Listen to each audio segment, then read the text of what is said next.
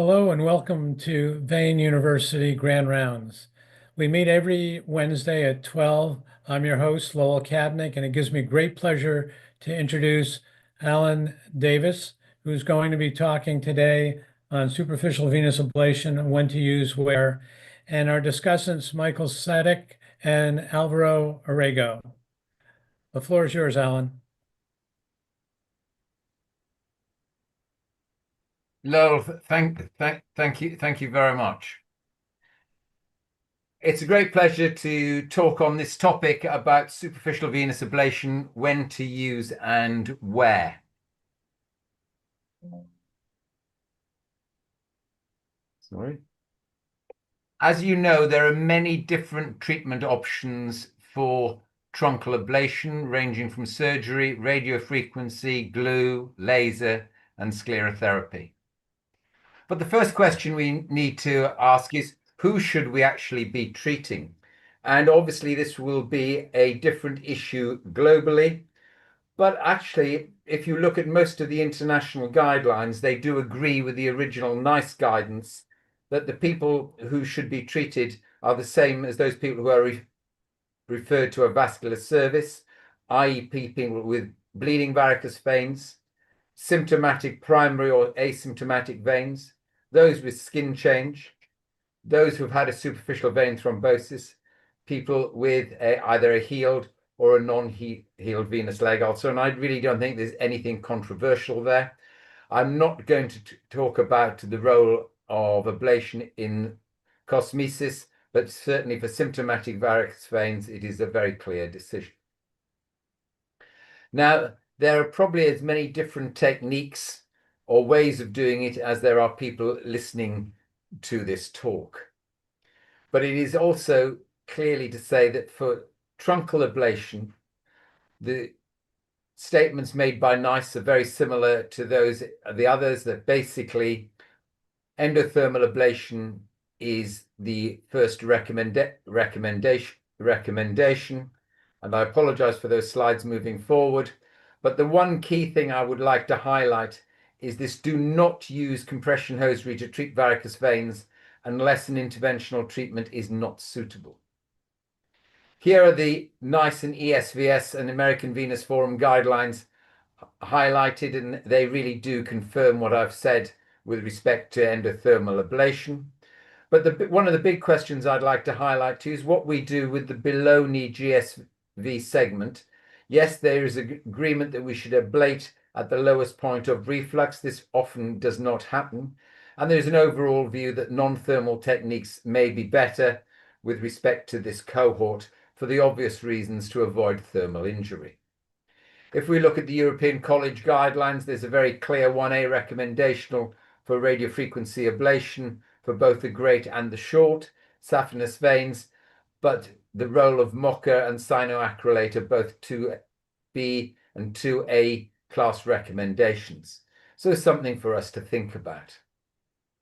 So what are we actually looking at with respect to the success of our ablation? Are we looking at closure rates, relief of symptoms, recurrent rates, patient acceptability, cost, re-intervention rates, or what are the complications?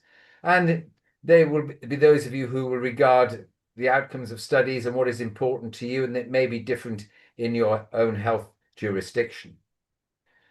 I would like to flag the Venous Seal Spectrum study, which is a multi-million-dollar study that has been organized by Medtronic, looking at randomized control trials comparing thermal ablation with surgery with glue, and then a cohort study just looking at glue. Now, this is some of the initial 6 months data, but the straightforward answer, certainly comparing with thermal ablation to venous seal, there was certainly no evidence of any benefit of the venous seal over the endothermal ablation. And yes, there was undoubtedly patient preference with respect to venous seal with respect to surgical stripping. But the longer term results of this are still due. And when we actually look at the evidence, the short saphenous vein is a little bit of a Cinderella with respect to the evidence. And I'm going to rely on some of the evidence from really now a quite old Cochrane review to suggest that there was evidence to suggest that endothermal ablation is probably better than surgical repair. The only thing that one should really think about is that there may be more evidence that you get a higher rate of deep vein thrombosis in those people who are having short saphenous vein ablation. If we then look at the various techniques, the maximum diameters and the IFU, this chart just shows a rule of thumb that I would suggest that may be worthwhile considering, is that you can obviously offer surgery in any form of patient. Laser and radiofrequency, yes, you can certainly go up to 2 centimeters. You can go more depending on how effective you are with respect to your tumescence. MOCA and glue probably you might suggest should be used for smaller veins, similarly to the use of foam. If we look at the outcomes from all of the studies looking at quality of life and outcome occlusion, radiofrequency and laser are about the same. Foam is undoubtedly worse with respect to longer-term occlusion rates. In the longer term, surgery undoubtedly gives the same quality of improvement in the longer term and the same occlusion rates. And depending on the studies that you look at, there are certainly good occlusion rates for MOCA and glue, but I would accept some of the later studies do suggest that there may be a slightly poorer occlusion rate with MOCA, but if you look at the quality of life improvements, they are all very similar. Now, this is a patient who has had some clinical staining after having had an extrafascial GSV treated, and this may well be a standard picture from somebody having glue, foam, or MOCA. So it is just something to think about. If we look at all the treatments, they all have comparative pitfalls, and this is just a summation and does reflect many of my own biases. Yes, there is undoubtedly probably more post-operative pain with surgery. It's done usually under general anesthesia, but we should acknowledge that in the modern day, it is something that you can do under local and tumescence. But again, here it summarizes some of the key complications. All of them are associated with complications such as VTE. There is undoubtedly evidence of nerve damage and skin damage in all, and all are associated with long-term recurrence. And I'll comment a little bit about that more later. These are my absolute biases with respect to the anatomy that we are treating. If it is an above-knee GSV, certainly for me, the first choice is endothermal, probably followed by surgery, then glue, then MOCA and foam. If it is a above-knee extrafascial, my own particular preference is to do phlebectomy, with foam being possibly a second choice.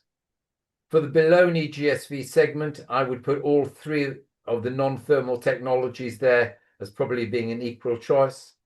For the short saphenous vein, I would suggest that you should think about using an endothermal approach first, followed by foam and MOCA. A third choice would be glue, and it is important to note that glue actually on the IFU with respect to the Safion or the Medtronic glue, it is in inverted commas not licensed for it, and then surgery would be next. My own bias with respect to tributaries that we've not really discussed is actually phlebectomy and foam as a secondary option. And recurrences at the junction probably would be foam and then either surgery or endothermal ablation if you have got long segments of truncal vein to treat. Then I would like just to pose you a question. Should we treat or not treat non-refluxing veins? We're probably all well aware of the synchronous study that is being done in Germany. You've also seen the recommendations from the AVLS. The 6-month data from the synchronous study certainly shows that it is safe. It has the similar complication rates to just ablating the truncal vein, but I think it is very much the jury is still out as to are there long-term benefits. and I would suggest we need to watch this space. What is interesting is this study from Ron Bush's group many years ago has suggested that actually, if you can ablate the GSV as low as possible in the mid-calf, therefore leaves you with the idea that you should maybe treat the whole of the GSV, you may end up with lower recurrence in the future. This is a study that we did that showed that at 6 months, 19% of below knee segments that had no reflux in at the time of the procedure, within 19 months, they went on to develop incompetence. There are other studies out there that have suggested that if you treat the whole of the GSV, you may have a lower recurrence rate. And it's also worthwhile noticing that whatever technology you use, there is a significant recurrence rate, but the type of recurrence is different.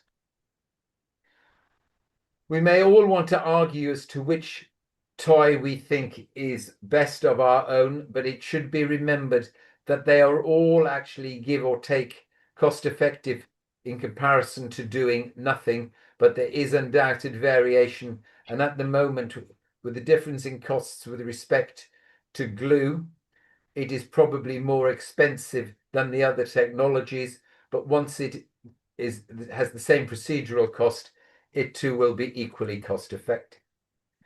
We should remember that all patients are different. There are multiple guidelines out there, but not one size fits all. And it is probably true to say that no single technique is perfect. We should undoubtedly individualize things for the individual patient. It may also come down to what cost and what may be approved to be funded. Undoubtedly, I think we would all probably advocate using a non-thermal technique to below the knee. I think there are some cases where traditional surgery may well be best. I think the argument between laser and RF as to whether one's better than the other is a facile argument, and they'll probably give you the same results. This very much is related to operator skills. Complications will occur, and you need to manage patients' expectations. Thank you very much. Thank you, Alan, for that wonderful talk. To the audience, please feel free to ask questions in a chat box. I'll now turn it over to Michael Sadek, who will be one of the discussants.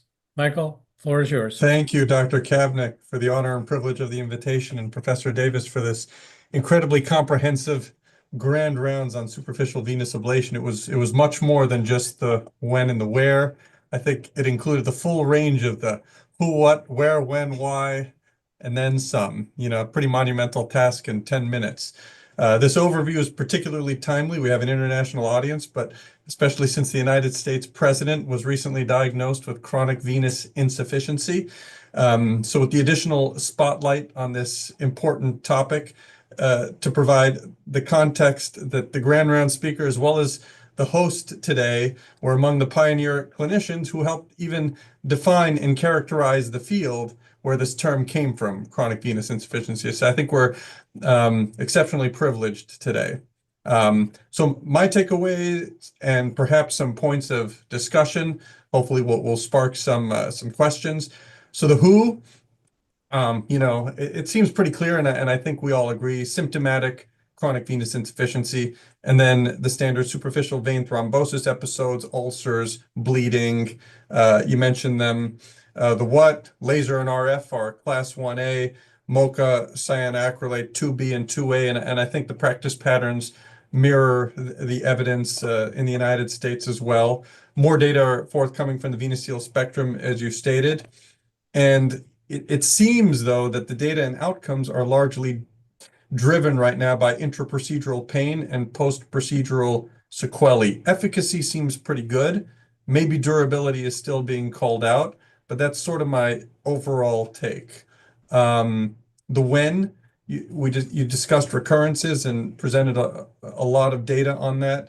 The AGSV, the SSV representing 40% of those recurrences. How do they occur? You know, just it was a nice review of the different modalities: technical error, tactical error, disease progression, neovascularization.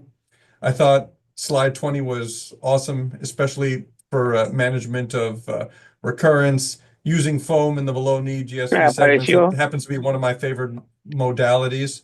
The safety of treating veins, I thought that was a pretty controversial topic, treating normal veins rather. I think that's at the opposite end of the spectrum of CHIVA, for example. For those who, aren't aware of that, it's conservative hemodynamic correction of venous insufficiency, and there's a French translation of that as well. I don't know how I feel about this, particularly in the current US climate and with the importance of adhering to appropriate use criteria, but data are forthcoming on that as well. The wear, the laser below the knee, I happen to also favor the non-thermal, non-tumescent techniques below the knee. I think it takes a special level of expertise to use thermal below the knee successfully, and it takes good patient selection for that as well. And the why, because it helps and it makes patients better. The most interesting thing that you don't offer compression unless interventional treatment is unsuitable as per the NICE guidelines. This is almost totally contrary to the US insurance-based system, where there's still a 6-week or 3-month trial of conservative measures that's required with medical grade compression before an ablation is performed.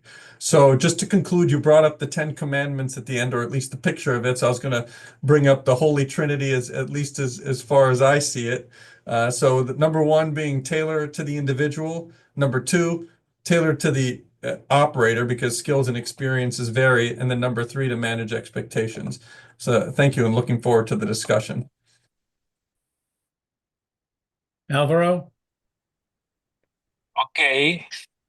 First of all, I want to congratulate Professor Alan Davies for his amazing presentation. And well, yesterday I was thinking about some points that I wanted to share with you. Well, first of all, about this subject. First of all, I believe that a superficial venous thrombosis associated with respiratory distress is a fully justified indication for urgent referral of the patient to the vascular surgery department. Second, our reality in this part of the world aligns perfectly with the recommendation number 6 of the guidelines for the diagnosis and management of varicose veins in legs, as cited by Professor Davies in slide number 6. Regarding sclerotherapy, it is really difficult to assess its true effectiveness when studies are conducted using limiting formulations. In other words, there is no solid evidence on its outcomes when it is tailored to the actual characteristics of vessels to be treated, just as its diameter, wall thickness, or communication with the deep venous system, among others. Further evidence on the use of different types of polygonal foam is limited. However, good clinical practice highlights the importance of designing personalized treatments tailored to the wide variety of diseased veins that exist. 3, for me, it is very, very important. It is necessary to carefully evaluate the prophylactic closure of healthy veins to prevent recurrence. A watchful waiting approach should be taken, allowing the disease to manifest before treating it with the simple methods currently available. Local tumescence, ambulatory procedures. Well, I'm concerned because in the region there are some groups who systematically close all saphenous veins in an attempt to prevent recurrence for a long time. And this practice prolongs the procedure, increases costs, and reduces the venous capital that may be required for future revascularizations. It is very difficult to predict which patient will develop disease progression in a specific vein. 4, regarding hyperpigmentation secondary to endovascular treatments, it is important to note that there are currently multiple resources available to prevent this generally reversible side effect. The Fitzpatrick skin type classification can guide us in the preventive measures necessary when treating venous disease. Maintaining a safe distance, at least 5 millimeters between the skin and the vein to be treated, is essential. In some cases, in our experience, for example, we perform thermo-occlusion on very superficial veins using continuous tumescent infiltration with a pump during the procedure. We're closing the vein, and at the same time, we infiltrate a solution between the skin and the vessel. In any case, it is better to prevent pigmentation than to have to treat it afterward. Finally, I would like to emphasize that best care relies on the integration of scientific evidence, patient values and preferences, the physician's clinical experience, as well as cost and availability. Thank you very much for the opportunity. Thank you to all. I will now ask questions to both Professor Davies, Michael Sadek, and Alvaro Orrego in no specific order. There was a question here of laser where the tip was fractured and they could not find by ultrasound. What is your recommendation that you would do? Alan answered that question. Michael, what do you think? That's a tough situation. So I apologize to the patient and the practitioner. I think I'd at least, if it's not easy to find by ultrasound, I might manage it expectantly, maybe let the edema, the post-procedural edema and healing process kind of settle in. There may be a role for getting an X-ray afterwards. It might just be one fragment and not split up in multiple areas. And if there is, and you find that one piece by an X-ray, it may be easier to remove through a small incision, but it really is fractured in a number of bits throughout. I think I would just continue to manage it expectantly. Alvaro, any difference? Yes. Well, we have a lot of experience, a huge experience with ultrasound, and nowadays it's very difficult not finding the fire fracture. No, for example, a couple of minutes ago, a guide wire was broken inside the vein of in my patient, and it was really easy to find the guide wire. And well, I think it is absolutely possible to find the elements inside the vein. It is a matter of It really depends. expertise. Alvaro, it really depends, and I think everybody will agree, and I think Michael alluded to that there was, if it's broken up into pieces, it may be very difficult, like shrapnel. I've had an experience where I had a 5 centimeter fracture, and both patient and I decided to remove it. We did remove it several weeks later after the edema disappeared. Post-procedure, there was no sequelae. Alan, since you commented, do you have any further comment on that? No, not really. I would just wait expectantly. The only thing I've ever had to remove was somebody who left an old-fashioned acorn from a stripper in many years ago, which was quite funny. It was a very eminent surgeon who'd left it in. I did chuckle, but I certainly, as I said, would just be completely expectant and just tell the patient. So keeping our answers short, there is a question as a pun on the short saphenous, or as we call it, the small saphenous. If you can feel the vein externally and it's in the fascia, what device would you utilize and why? Alan? My go-to would be endothermal, provided I could get good enough tumescence. If it was somebody where they were inordinately thin and you couldn't separate from the skin, I would actually think about a surgical disconnection. Michael? I agree. I would choose thermal because it was, I think in the chat it was mentioned that it was inside the fascia. And typically if you get adequate tumescence, you might compress the vein diameter as well around the catheter. And then it's really dealer's choice, in my opinion, if it's radiofrequency or laser. If it's epifascial outside the fascia, then I might consider a non-tumescent and then non-tumescent non-thermal technique, but I would stick with thermal.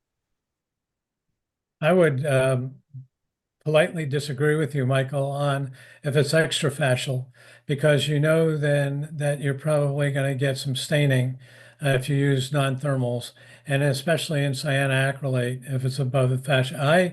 I'm a proponent for phlebectomy in those particular cases. Alvaro?